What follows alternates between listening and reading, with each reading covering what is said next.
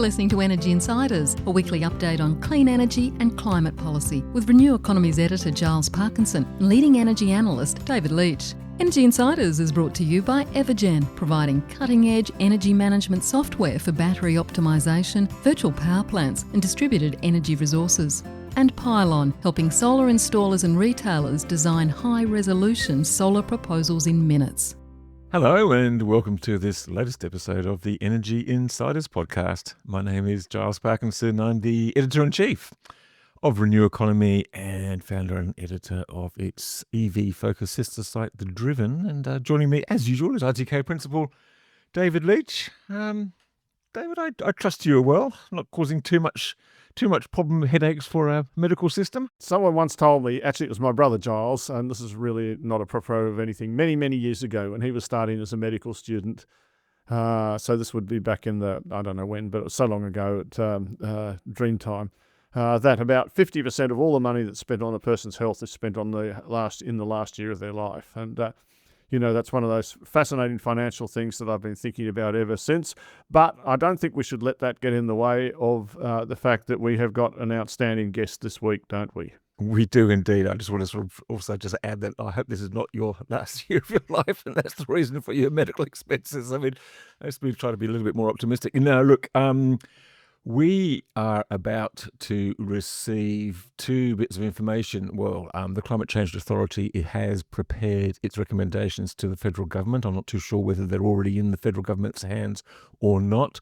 The federal government, as far as I can work out, is about to announce its 2035 emissions reduction target, which is a key for many people, not least the industry in Australia, the economy as a whole in Australia, but also these people concerned about climate change. It's important for its UN obligations, meeting the Paris Treaty, perhaps its hopes of hosting the UN Climate Conference next year. So much to think about. And your bright idea, David, was to invite one of the most eminent climate scientists in the world, the CSIRO's chief research scientist, Pep Canadell, who's also the executive director of the Global Carbon Project. And what a great idea that was, and what a great interview it was.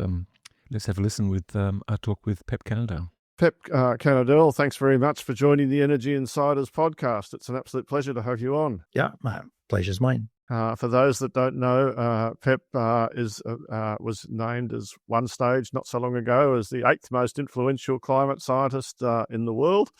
I've known of his work for many years as the one of the lead authors on the Global Carbon Project, which is the absolute reference if you want to understand in easy to look at figures. Where we are in carbon emissions and the cause of them analysed in many different ways. And I want to congratulate you, Pep, because I think last week you were made a Fellow of the Academy of Sciences here in Australia to go with being a Fellow of a number of other academies of science around the world. Yes, thank you very much. So I thought I might start by just asking you a little bit about the global state of the climate. And in particular, I've seen some literature from people like Zeke Housefather that perhaps there's some evidence that climate change is accelerating a little bit at the moment.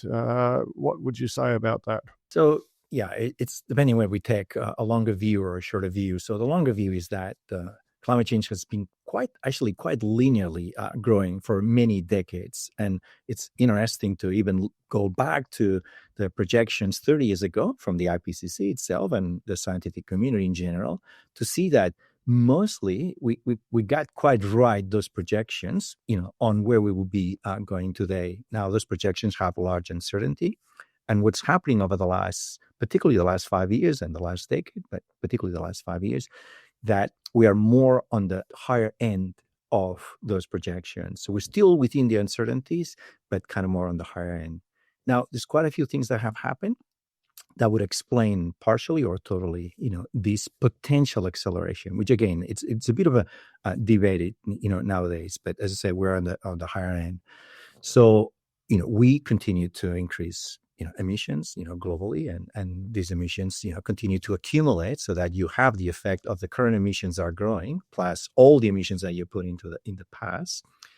But at the same time, there was a very specific thing that happened in 2020, which was the International Maritime Organization enforced new upper limits of sulfur content in the fuels, what we call the bunker fuels used by the shipping industry. These are very highly polluting fuels, and they produce sulfur dioxide, which is a really important aerosol.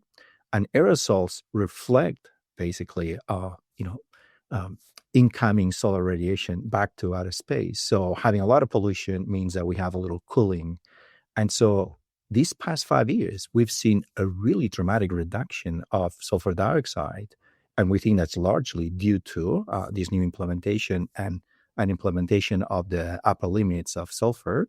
And we are seeing additional warming coming in, a warming that we have always expected was going to come, not necessarily in 2020 or the last 5 years because the implementation of a new policy, but it's something that even the climate models do actually have, that as we clean we move away from fossil fuels, we'll be polluting less, we'll have less aerosols, and we'll be unmasking more warming that was masked by these aerosols. And as much as 0.5 degree can actually, be expressed. I'll get to a couple of approximate numbers in a little moment. I think also I read that you had made a comment that the available sinks were not had been used up to some extent, whether it was land clearing in Sweden or the Amazon, or is that also the case? Yeah, so it is the case that the land sinks have been changing quite dramatically recently, and again, particularly in this last 5 years that we've seen such a warming records happening ones after the other. They're less influential as per the changes we've seen in the actual global mean value of the temperature. So we need bigger things to happen, almost 1 year to another, as I express on the emissions growth and on the aerosols. Now, having said that, yes, we've seen some of the biggest atmospheric CO2 growth on record in 2024. We have never seen anything, as big, which basically means that more carbon dioxide we emit stays in the atmosphere, and what we call the natural CO2 sinks, which on average remove about half of all CO2 emissions, and that is the natural sinks, the oceans, and the land ecosystems, whether vegetation, tropical forests, grasslands. They have removed much less. Again, that's not enough to make those massive changes we've seen in the temperature, but in the long run, will have a huge impact indeed in the accumulation of CO2 and therefore warming. And so I think would I be right in saying that at the current rate of CO2 emissions, we're in line for somewhere between 0.25 and maybe as much as 0.3 degrees centigrade of warming a decade? Yeah, so the last decade we had very close to 0.3 degree of centigrade, which is almost double what we've seen on average on the previous century. But again, this is the response of the large amounts of carbon that we put into the atmosphere and the fact that they accumulate in the atmosphere. So you have all the historical accumulation there. And yeah, so unless we change tack here, we are on a trajectory of really, close to 0.3 degree per decade, which you just make the calculations, in 50 years, we are well past 2.5 degrees above pre-industrial. It's not too complicated to think where we're going. I want to come back to some questions about consequences of that, because for various reasons, but I think I just wanted to ask again that I've also read several times, and I apologize for such junior burger questions, but I'm really not a scientist, and I always find my climate change discussions a lot more challenging for me, and I hope you can communicate to the audience, but the carbon that we release actually stays in the atmosphere unless it's man-made, removed, for about 1,000 years. Is that right? Yeah. So the way to think about it is that it's not that there is a lifespan of the CO2 in the atmosphere. What it does is that imagine that we put 1 ton of carbon dioxide in the atmosphere today from burning fossil fuels. That ton there'll be about 400 kilos still remaining in the atmosphere after 100 years.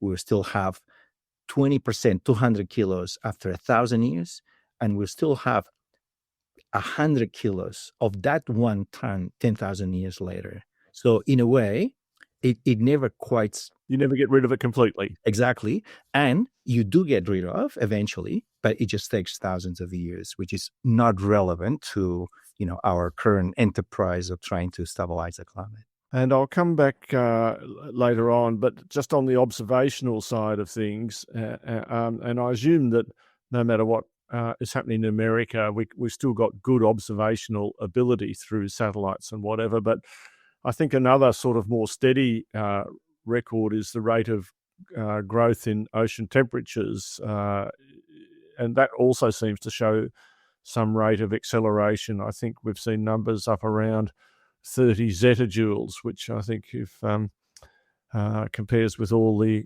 coal and oil and gas energy that we mine each year, is about half a zettajoule. So 30 is a lot more than that, isn't it, really? Yeah. So 90% of all extra energy that we put into the atmosphere because the greenhouse gas effect from our own activities goes into the ocean. So the ocean is just basically fixing most of the problem for us. Otherwise, we'll be already cooking in the atmosphere in the places we live.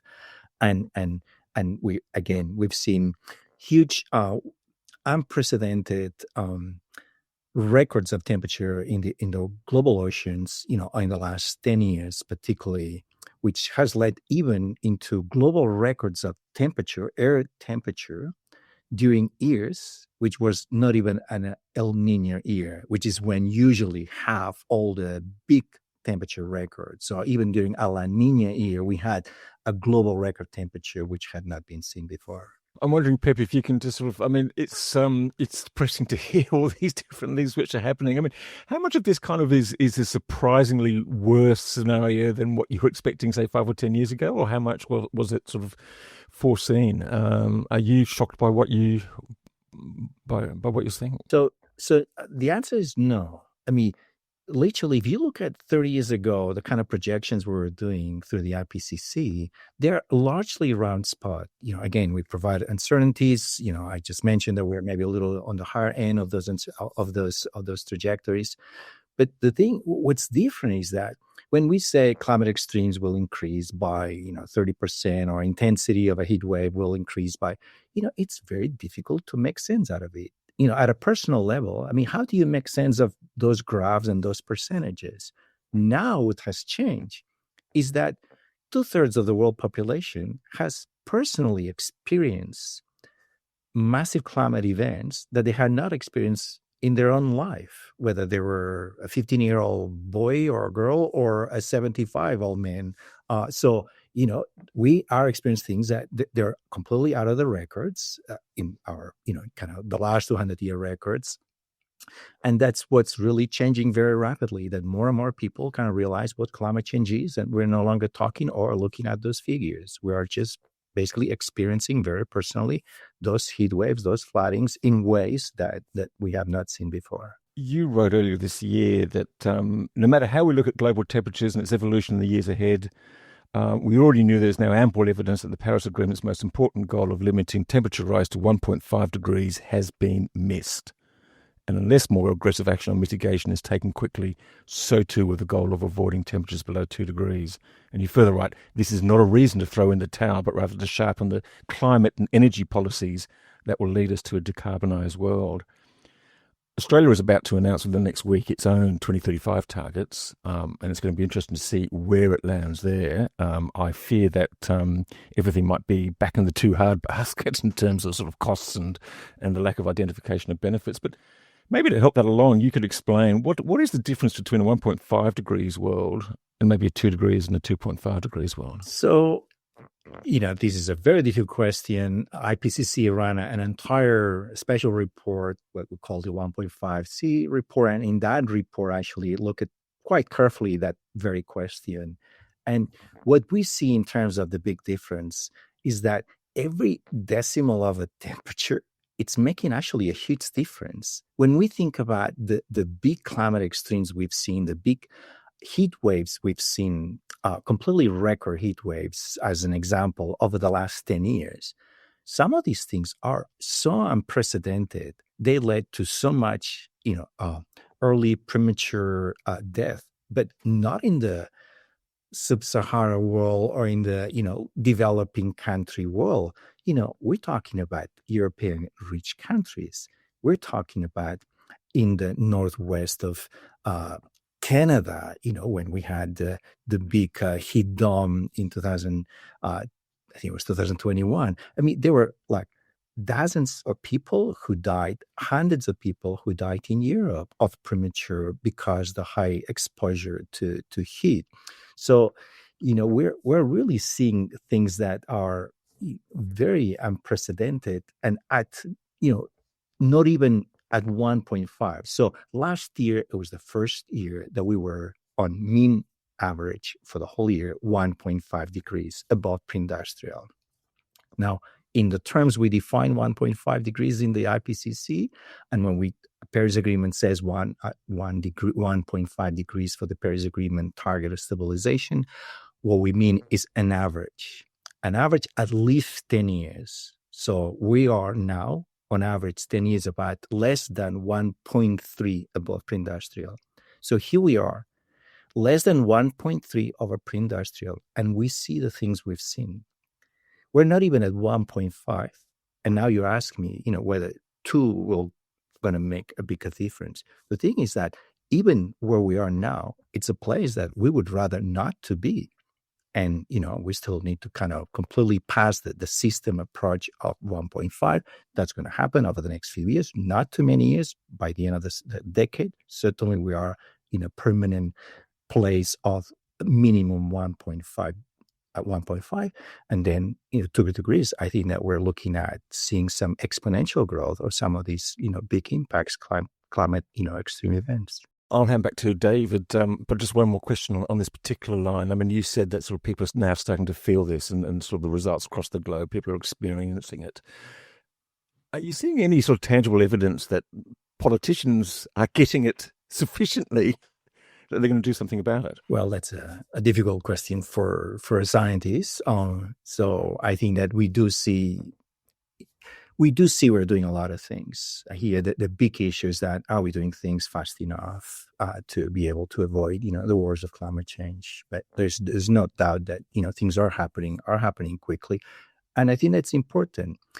Even if the Paris Agreement were to be very successful, let's say we stay well below 2 degrees, whatever well below 2 degrees is, we still are looking at the next 50 years, and you can think about the next 2 generations, as constant warming. So basically, being successful means that we might be able to stabilize the climate, but from today to that stabilization point, we're still looking at least 50 years of continued warming, and therefore continue increasing of this exponential, this climate extreme impacts that we're already seeing now at not even, as I said, 1.3 average global surface temperature. And so at 0.3 a decade, we're really going to hit 2, aren't we? I mean, I hate to say that, but that as speaking as an investment banking analyst and making my forecasts, it seems a likely bet. There's no reason why we cannot change our minds and go full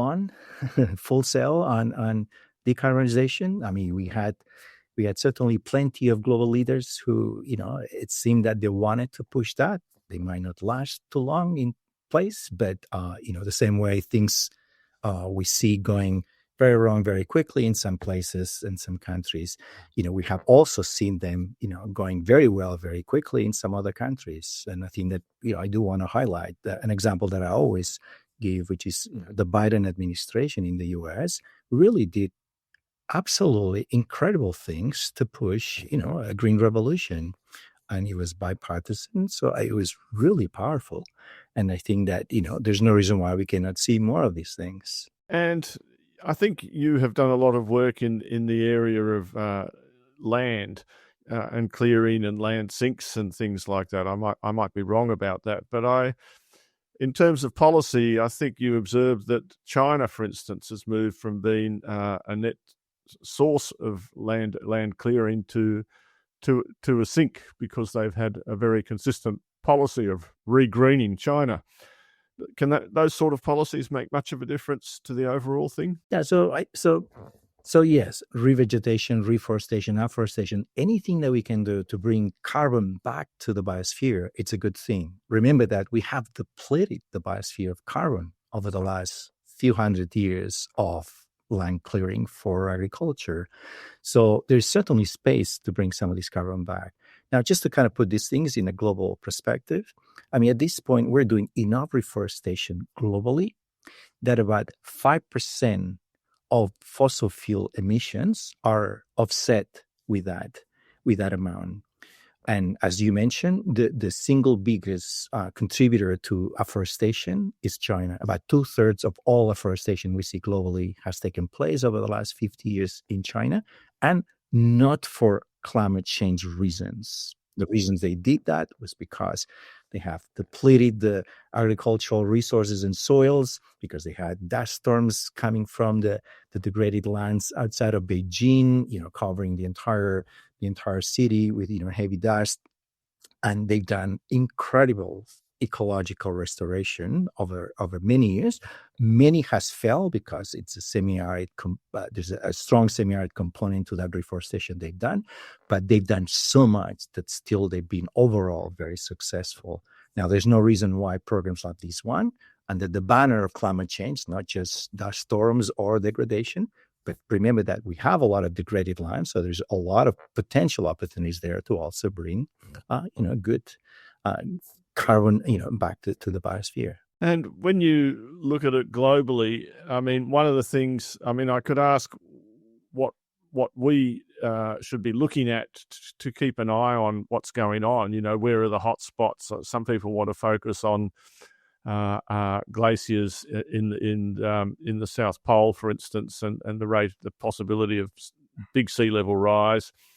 I think also the permafrost and albedo is quite a thing, one that we don't often mention on this podcast.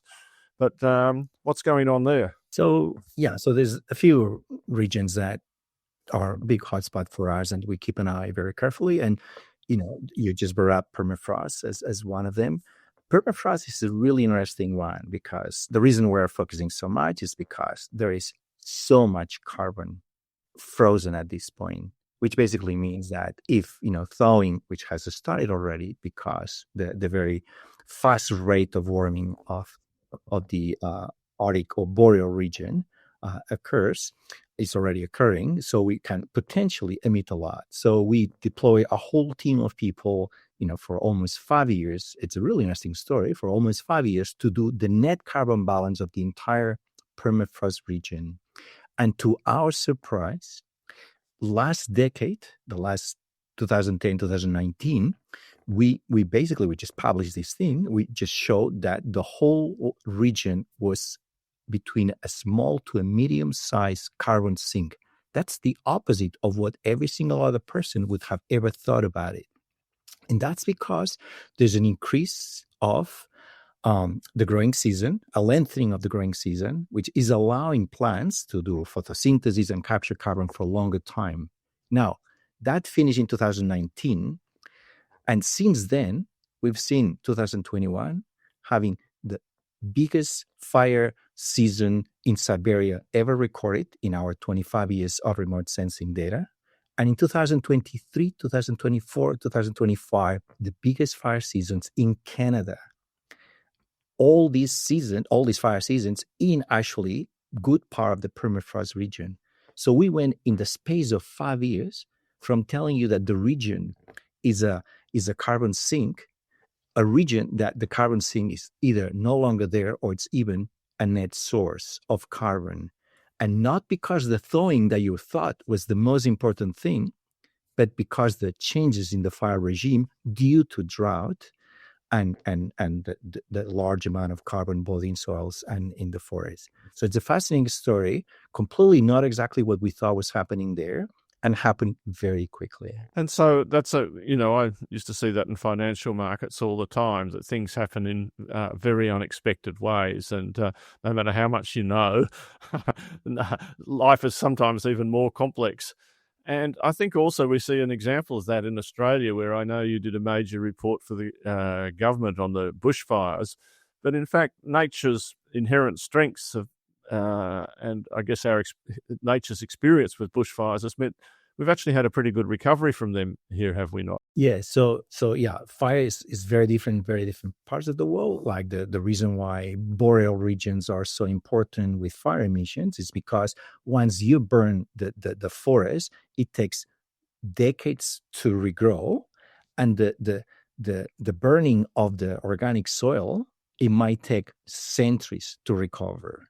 Now you come to Australia, and we have very fire adapted vegetation, and so we've seen an extraordinary recovery of carbon, not recovery of the forest. Remember that one thing is growth, the other is whether the ecosystem has recovered with the biodiversity and the structure and the function.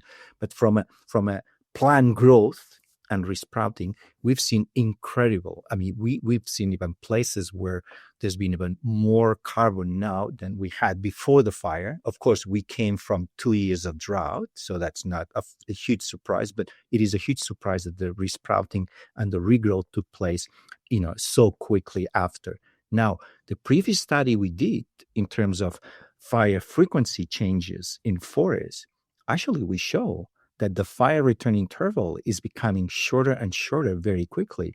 And it has become so short in places like in the Alpine Arch, in Victorian Alps, and New South Wales, where if there is full destruction of the forest, burning of the forest requires at least 20 years to recover.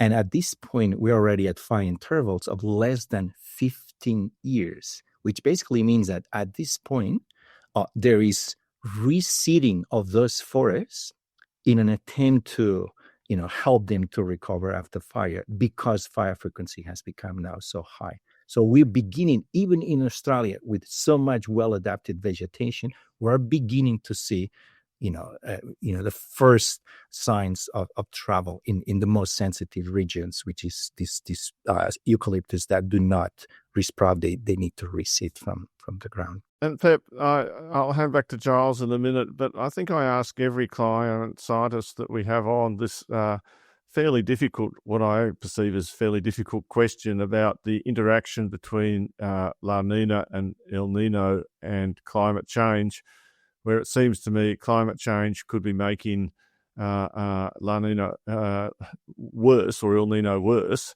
or it might not be. And in turn, El Nino and La Nina are known to exacerbate climate change. And so let me just ask that simple question. What's the sort of current latest thinking on that? Yeah, so the IPCC has been struggling to answer this question in a sharp way. And, I think it was not until 2 IPCC reports ago, a number of years, that, it was saying half of the models are saying that things are going to get worse, the others saying that nothing is going to happen or no major change is detectable. I think that the knowledge at this point is that it's unclear that there's going to be any influence in the frequency of these cycles, but that we can see some increase in the intensity of the cycles. Now, we have always learned that there's many different types of El Niños, and particularly El Niños, and that some types might show a stronger strength in the drought, in at least in Australia, and others, they may not be as clear. So if anything is emerging at this point in terms of consensus, will be the strength of these El Niño La Niñas that could increase. And so we've also got like the Indian Ocean dipole that we see on the weather every night, and then the southern annular mode. I can barely remember the letters. And I think that one thing that does directly affect Australia is the weather. Obviously, every Australian notices, and nearly all of us live on the coast. And so the fact that the oceans near the coast are warming up and ocean currents seem to be changing is there any sort of consensus about what's climate change and how it's going to affect all of those things? I mean, obviously the ocean's going to get warmer, but then I guess the question is, what does the warmer ocean do on average to the currents and the winds? Yeah, so I won't be able to answer this question well enough. There's all these various modes. They sometimes they interact at the same time. They express themselves at the same time. We have these extreme events, in Australia. Each one obeys different specific climate components. And yes, I'm not on top of enough, what is the very latest on each of the system. I was going to ask actually about the Gulf Stream, and I can't remember what the sort of the proper name for that current is over in the Atlantic, but there's been sort of more concerns about that sort of already slowing down and the impact that could have. If it could even sort of stop. I'm not too sure. Maybe that's also outside of your bailiwick, but yeah, well, there's been quite a bit of science lately, and I think the science begins to be a little more consistent. So I think well, first of all, we call it the AMOC, the Atlantic Meridional Overturning Circulation, and the important thing is that there is now a study that shows that we are detecting already now a bit of a slowdown. Now, whether this thing can be translated into an effective climate change, that's different. So there's a bit of concern there. Now, there's a lot of other studies that they do show that if we push the climate towards the higher end of our scenario exploration, let's call it 4 degrees and higher, that we can have a real slowdown, and they talk about potential collapse. Now, the only one good thing of climate change nowadays is that we believe that those higher end scenarios that IPCC explores systematically, because governments have asked the IPCC, please explore, the very low emission scenarios and the very, very, very high emission scenarios, the ones that you would require the entire economy of the world to begin to almost rely exclusively on coal, liquefied coal, gasified coal, everything coal. It's nice that they asked. It's a scenario. It's a scenario that it seems implausible at this point. So that's the only good news of our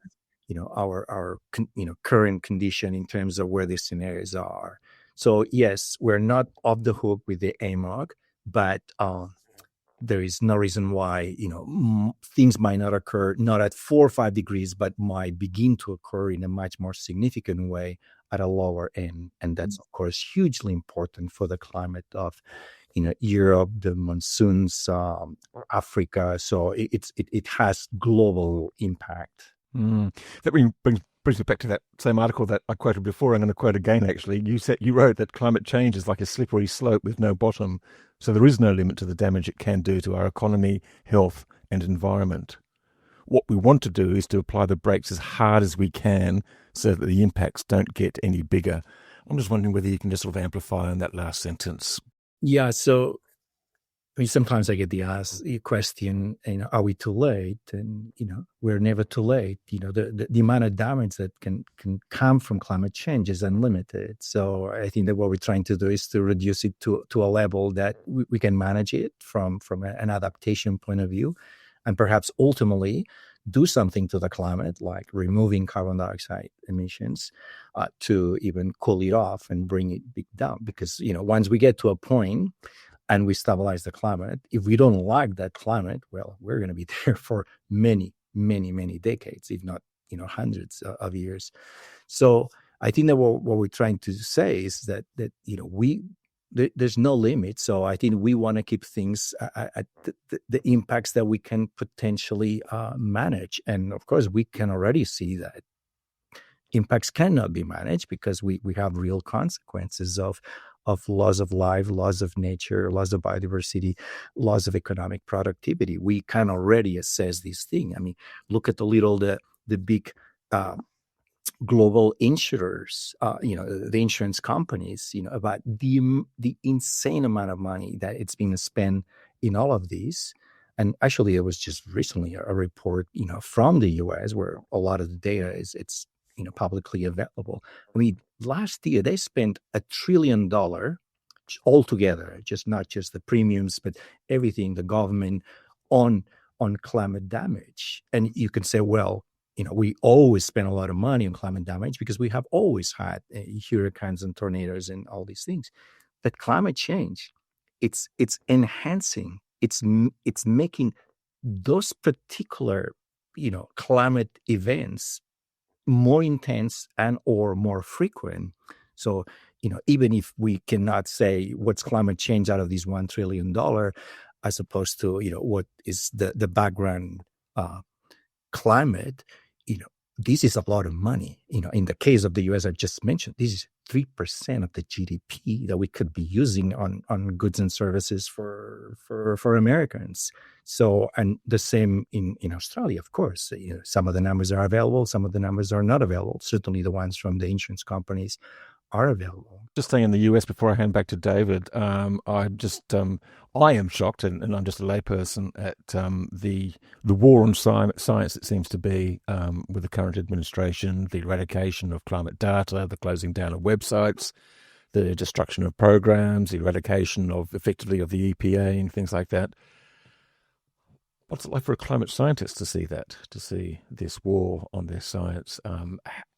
How do you respond, and how you obviously in contact with people there? Tell us about. Yeah, no, we have collaborators.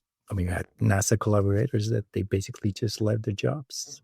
They were not even fired. They were just said, even if we stay here, we have no money to do anything, to do any science. So, we do a lot of work, globally, of course. And, there's real possibilities that some of the work we're doing might not be able to continue at the same level. We have always relied, as we do on many other things, in the investments of the U.S. in observations, modeling, and satellites. And, you at the beginning of the podcast mentioned about, the satellite. Some of the satellites are being defunded. Specific satellites for greenhouse gases. And so, it is an issue. These satellites, we are using these satellites. Globally, people are being using these satellites. And actually, they're quite important for Australia because Australia, we don't have a lot of observations. We have a big continent, not a lot of people. We're a small population. And, the satellite information is... But Pep, we have a lot of good scientists here in Australia, and I think I may be wrong about that. Let me ask the simple question first. At the moment, as things stand, is science still a career for someone who's thinking about going to university and has to pay university fees and stuff like that? It takes a long time to get a PhD, which is kind of the absolute minimum requirement to think about a career in science. First, I'm going to say that, yes, you're very right, that we have extraordinary good quality science and scientists, and we're certainly punchable above, where we are in terms of population. And that is seen very well every time that there is an IPCC, an Intergovernmental Panel on Climate Change, where we are very well represented when you compare to even the Americans, actually. Anyway, so absolutely, yes. I don't think it's ever been so exciting to be a scientist. There's just so much going on, so much that we need to learn, so much that we need to know to take very important decisions. We're talking about climate change. It had started many decades ago as kind of an environmental study. And, it is now something that permeates through absolutely everything in society, throughout the entire economy, from end to end. Everything that we do has a greenhouse consequence and has become this big thing. And the decarbonization path, which we are on the way, the big question is that, how long is it going to take us? And is it going to take us too long and we're going to see too much damage? But, it requires so much research and development, so much scientific input, so much engineering and technical input. I think that to being a young person is incredibly exciting and concerning at the same time, but exciting nevertheless from a study point of view to get into science, or it doesn't have to be just science, even humanities, everything is on. We need everything on this decarbonization journey. I might say, when I was doing a little bit of research on this and I Googled, and there was a YouTube video of some fairly young person still at school, I think, or maybe at university, with a Barcelona shirt, And he made a 1-minute video saying his role model was Pep Canadell for the work he'd done on the Global Carbon Project. So I think to be a fellow of the Australian Academy of Science and a winner of the Nobel Peace Prize part of the team, and also to have someone saying you're a role model is a pretty good thing. But more to the point, it seems to me that some people want to focus very much on Australian manufacturing, which in my experience, we're actually only so-so at compared to other countries in the world and have no natural comparative advantage. But it seems to me that in education and in science education, that it's an area where skills, if we had them, could be quite in demand globally, because in the end, science is the kind of basic foundational block for productivity and progress. And it's an area where a bit more funding and government investing might produce better return on capital than in some other areas. I mean, last week, the Academy of Science, Australian Academy of Science, they published a report about the scientific capability or the STEM capability required over the next, I think that was over the next decade. And it's so impressive to see the demand that is expected from science, technology, mathematics. You just go geoscience, one thing after another. There is a demand that they're saying unless we do something, we will be you will be well short to what is required to both have a very very healthy economy here in Australia. But as you said, we scientists, and you'll tell because my accent, I came from elsewhere, and we're very mobile because that's what be a scientist does require in big part. So yes, I think that the potential is large both in nationally and internationally, and yes, we do have to have the investments to really allow this to fully develop. I'm going to hand back to Giles in case he has it, but I'd just like to offer you an open floor. Is there anything you'd like? I mean, we have a pretty good audience here. I mean, Chris Bowen swears he listens to the podcast every week. I don't actually believe that, but he says so. I think he does actually, because he keeps sending me comments saying, "Oi."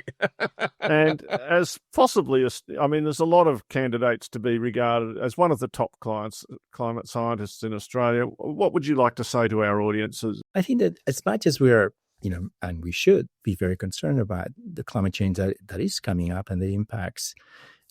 I think that at the same time is this incredible opportunity to really, develop this new society in a way that, we make it, cleaner and smarter and it's like all the things that in part we want to do almost anyway. And climate is forcing us to do it very quickly. But all the things we're doing, like getting energy from the sun, this kind of thing, in a way, it makes so much sense from a sustainability point of view. It does to me. I have to say that, whether it's electric cars and energy independence, in the case of conflict or just taking advantage of our natural resources that we have in the solar and the wind, it just seems so blindingly obvious. I can't understand why we're still even arguing it. I can. But anyway, sorry, I didn't mean to interrupt. Yeah. No, I think that you just said it. I mean, the opportunities are plentiful. It's a direction we want to go no matter what. And it's a direction that's going to make us all better off at the end. It's not that we're trying to say, sorry, in order to solve this climate problem, we just now all need to stop doing everything so that we can actually save on. No, we're not saying this thing. We're saying that, yes, we need to rationalize some of our consumption, energy consumption, but at the same time, we're so many times smarter, society that we can actually engage in a really true transformation of our economy and energy systems, and in part our land systems as well, which are contributing to the problem, to have a more sustainable future. Look, Pep, I think I'm out of questions. Well, I've actually got a lot, but I mean, I kind of feel like it's kind of rolling over. But I'd just like to thank you for your contribution, just to this podcast, but also just to the scientific knowledges in general, and for your ongoing continuing efforts. And, fingers crossed that we do find a way to embrace this society that you say could be cleaner, smarter, more efficient, more healthy, more sustainable. It's a constant frustration that we seem to find roadblocks to put in front of us, but the roadblocks of self-interest and denial. It was ever thus. But you sort of feel like we're at another. I don't know. I mean, do you sort of feel that we're at another one of these moments now, or is it just another moment? No, I think that in a way it's exciting to be able to be part of this massive social and technical transformation as we have not seen it in the last 200 years, even if we went through already a first industrial revolution. I think that this is much more exciting, and the opportunities and the actual jobs, and thinking for young people as concerned as they are and they should be on the climate change coming to the future, I think that the opportunities are many times bigger and better than maybe what we had many years ago. It's only so many people. We all try to make a difference, but I think some of us make more of a difference than others. So it's great, and I do hope if there are any young people listening that they see that this is such an exciting field. I mean, what Giles and I do in terms of analysis and discussion, and we like to think we make a little difference too in our own way. So, and it's a reason to get up in the morning, isn't it? But thank you very much, Pep. Thank you for inviting me, and also thank you for your great podcast, which I'm one of your 10,000 listeners. Well, thank you very much. That's a wonderful note to end on. Pat in the back. Thank you very much, Pep. And thanks, David, for the idea of bringing this interview to this podcast at this important time. And that was Pep Canadell from the CSIRO, Chief Research Scientist. We'll be back after this break. It's no secret the energy and renewable infrastructure sector can do better. That's why at RAYO we're leaving a legacy of accessible, affordable and sustainable energy solutions that benefit everyone. RAYO's highly experienced team work to empower their clients through choice and certainty, delivering world-leading, successful energy infrastructure projects.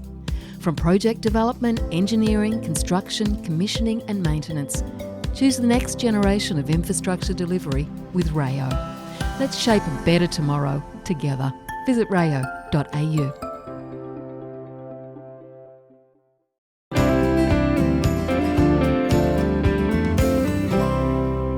You're listening to the Energy Insiders podcast with Giles Parkinson and David Leitch. David, that was a really fascinating interview or discussion with Pep. Sometimes, insightful, a little bit bleak, slithers of hope. What did you make of it? It was generally entertaining, which is what I always striving for. I must say, and as I intimated during the interview, and we shouldn't spend too much time on it, but one, I invite every listener who hasn't had a look at the Global Carbon Project, which is now maintained by the University of Exeter, and you have to hunt through their links a little bit just to get the PDF presentation. But I encourage everyone who listens to this podcast to actually look at that presentation. It's been the go-to piece of work for me ever since about 2007 or 2008, where you can see carbon emissions dissected and stratified in many different ways, by country, by per capita, by GDP, by fuel, but a lot of other stuff as well that I think is really well worth looking at. But of course, that's only a presentation of data. I'm sure the actual research is the far more fundamental thing, and I wish for myself that I was more qualified to ask questions that were more on the margin. But nevertheless, yes, it was a great interview. No, it was really interesting. Just in the context of the federal government's 2035 emissions target, which could be announced next week, or maybe it might be the week after, where do you think it should be, and where do you think it might actually land? Giles, in a way, a target is an aspiration, unless it's the question is what will be in place to incentivise that target, which can be anything from legislation, which is a stick, which forces things to happen, like certificate. You could have a certificate system that forces generators to have so much, retailers to have so much renewable energy as we've had in the past. We have vehicles emissions standards. Then there are incentive policies that you can kind of get with a carbon price or tax. There are various ways, but in the end, the target, the aspiration, talk is cheap. to put it in a nutshell. It's great to have a big target, but really what's backing it up? Well, I think one of the things that we will see from this report and from the federal government's announcement that there will be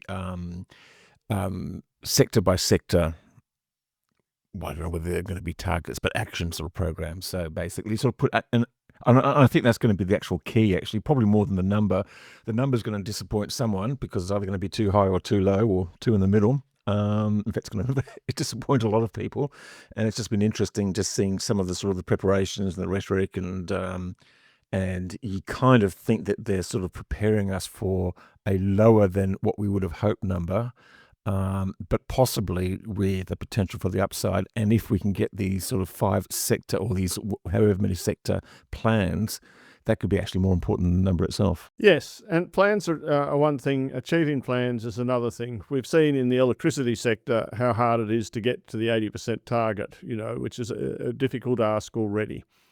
And so everyone listening to this podcast knows that they can do their little bit to make something happen. And it really is the collective will of all of us that will make decarbonisation possible. Not in the very end, I don't think, a government target. Well, that's true. And more than just the collective will at the moment, because the battery rebate seems to be doing quite well, and that's encouraging more people to put on rooftop solar. And I actually think, and we're starting to see some more stories about this, including on our website, just about how fundamental a change or how fundamental... It kind of feels like we're moving into that next phase of this... Did you see that Aldi deal? Yeah, I know. You got Bunnings a couple of weeks ago coming out and saying we're selling solar and batteries. Now you got Aldi in the centre aisle. I mean, just let's talk about the numbers. For $9,000 or less, Aldi will offer you a 6.5 kilowatt solar system with a 20 kilowatt hour battery. Like a Tesla Powerwall alone was, $17,000 a year ago, or $14,000, or whatever number you happen to pay on the week it was. Now you're getting, something that's 80% bigger and with a 6.5 kilowatt solar system thrown in, all from your friendly discount store. Absolutely, yeah. And look, I think that's just changing. It's just changing the nature of the grid. It's making the retailers think very carefully about how the energy retailers, how they sort of structure their business. It's providing all sorts of opportunities for innovators to come in and provide sort of different sort of packages. It's getting the regulators and the policymakers and the market operators thinking differently about how they manage that, how they incentivize that. I mean, we heard from SAP and Andrew Bills last week. I think it's really quite fundamental, and the cheery side of the fact that we're doing such precious little on the large scale side. Yeah, well, that I'll come back to that, but I mean, I have to say, for all the talk we've had about EV batteries and EV to the grid, simple little government policy. And bingo, we're back to, meat and 3 veg, aren't we? And all happier for it. Yeah. Getting back to the large scale stuff, I mean, you did a lot of research and a lot of work on where all the wind farms have gone. And they haven't gone anywhere, Charles. That's the main problem. I wish they would go somewhere.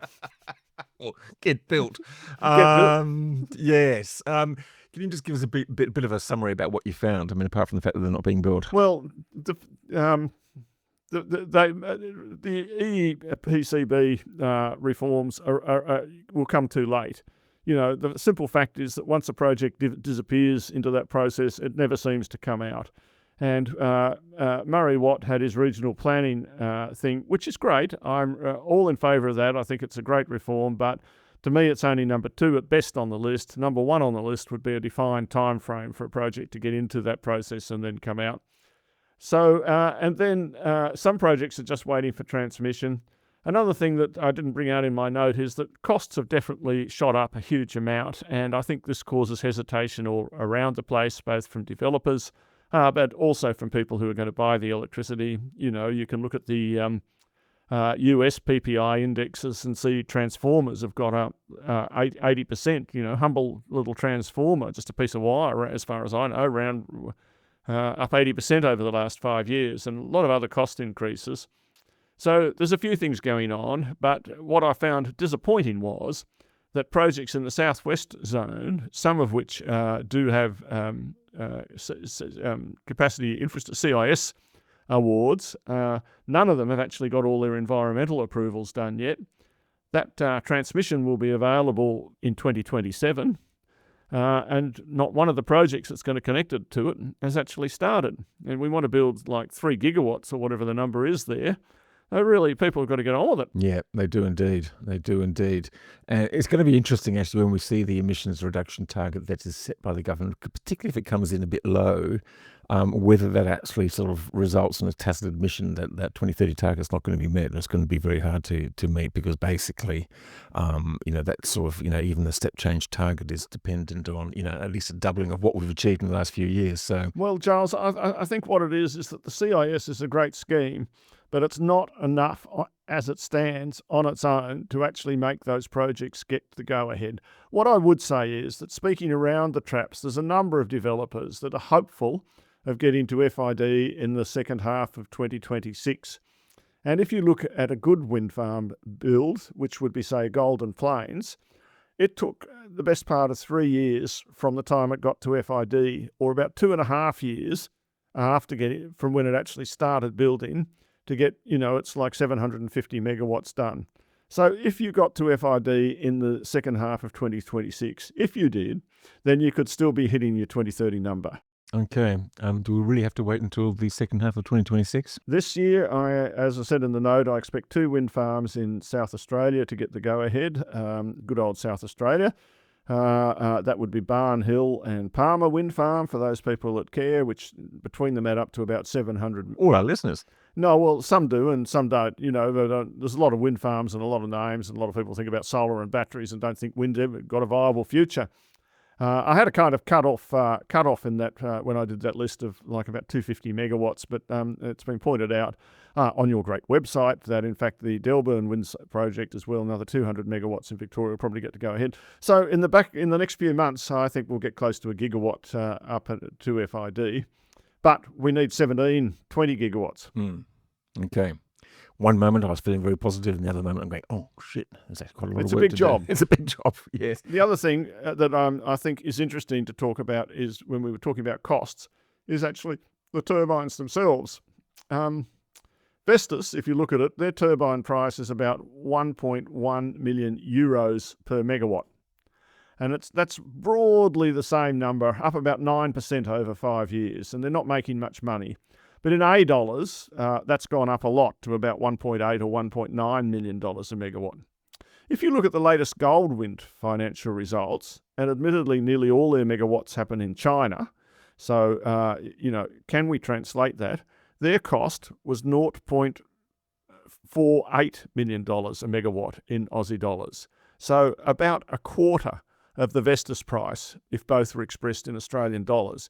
Now, I don't know how much it costs to get when you translate that into Australia, but it does seem to me that we could all, if we, I don't want to be advocating for one or the other, but it does seem to me that there's such a big cost gap there that people ought to be looking at it very seriously. And while I'm thinking about another project that get the go-ahead, I hope this year is the Coppabella Wind Farm in southern New South Wales, close to your mate Angus Taylor. Hi, Angus.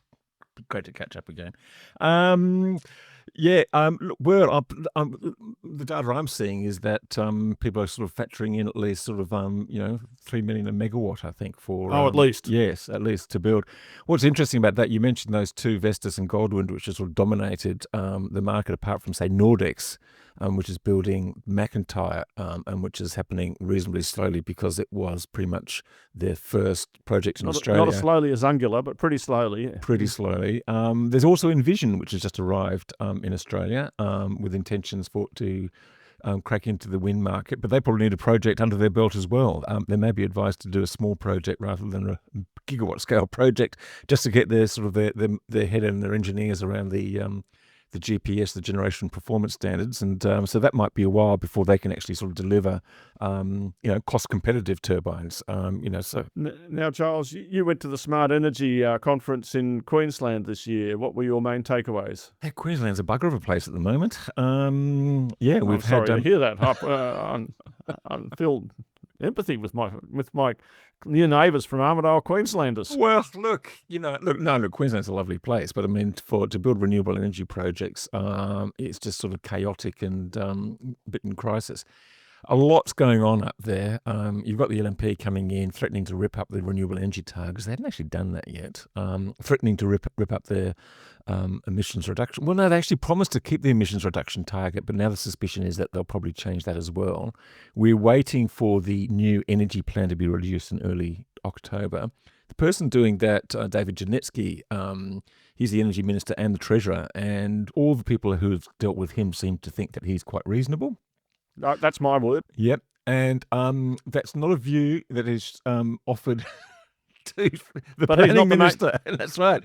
So you got this planning minister, a guy called Jared Blair. I think we mentioned him in the podcast last week. He's councilled 2 wind farms already. He's just called in another 2 wind farms. That Forest wind farm that we actually talked about last week, there's questions about the legality of what he's done, but there's also questions about why he's done it. Did he consult with cabinet? So he's a bit of a rogue there. And basically, the observation is that he really doesn't like wind.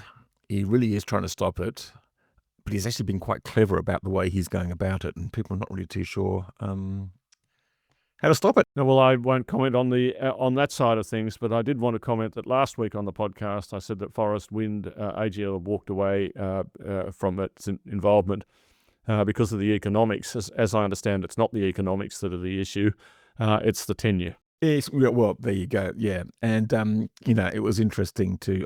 I can't remember now whether we mentioned this in the podcast last week, but the reason for knocking it back was that it hadn't yet been developed, and they wanted to save the forest, and it's a frigging pine plantation which is going to be cut down in the next 10 or 12 years anyway. So but there's all sorts of local factors going on. I mean, it's just not one thing or the other, but it just shows how difficult it is, and yet there are so many wind projects that could be built in Queensland. Queensland remains the state with the most coal-dependent grid. You've got members running around saying we want to keep on burning coal for decades longer. That just doesn't fit in with anything that we really need to be doing. Another thing I gathered from some of my conversations, something I don't really understand, is that some of the issues around McIntyre relate to the New South Wales-Queensland link. And, when McIntyre suddenly stops going, or if it does, there are kind of system-level issues that have to be considered. So I personally have long advocated for building more wind in Queensland and at the same time strengthening the New South Wales-Queensland interconnector. I'm sure by now our listeners are bored of me saying that the wind in Queensland blows at a different time to the wind in the south and is much stronger in winter. And consequently, it's a great portfolio option. And it just is, I won't say any more. No, fair enough, yeah. Look, there's some sort of issues happening at McIntyre. How serious they are, we don't really know. It's been sort of in commissioning for well over a year now. It's less than halfway through its hold point thing, as far as we can tell. There's just very little information coming out of its owner as it ever has been. That's the and it's run by the ex-CEO, acting CEO, along with the chair. The amount of information coming out of that place isn't all that high, is it really? Well, they've got their own conference in Brisbane next week, which I'm also going to. So it'll be interesting to sort of see what information I can get from their perspective. Well, we've done enough talking now, Giles, but I think we have. You're Mr. Junkets, I can obviously see that. Junkets? I've got to hop in my own car and drive it up and pay for parking even. I had to do that twice on Monday. I couldn't believe it. Anyway, I'm not very good at parking. Anyway, I thought with Teslas you didn't have to be good at anything. Tesla did everything for you. Yeah, well, you should just be able to sort of send off on the street and just sort of say drive around for a couple of hours and come and pick me up later. But that hasn't happened. No, and I never believed it would. So there you go. But some people did and spent about $8,000 or $10,000 on their FSD, which is not worth much at the moment, but might be sometime in the future. On that quizzical, cryptic note, David, thank you very much. Thank you, Pep Canadell, for coming on. David, thank you for lining him up and suggesting him. It was really timely to have that just before the new emissions targets are announced. We hope that Matt Keane and Chris Bowen are listening. I'm sure they are. And thank you to our sponsors, Pylon and Evergen. Thanks for everyone listening out there. Thanks for all the kind comments we receive at... every time we do go to a conference, and I got some great feedback on Monday in Brisbane, so very grateful for that. And we'll be back with another episode of the Energy Insiders podcast this time next week. Bye for now.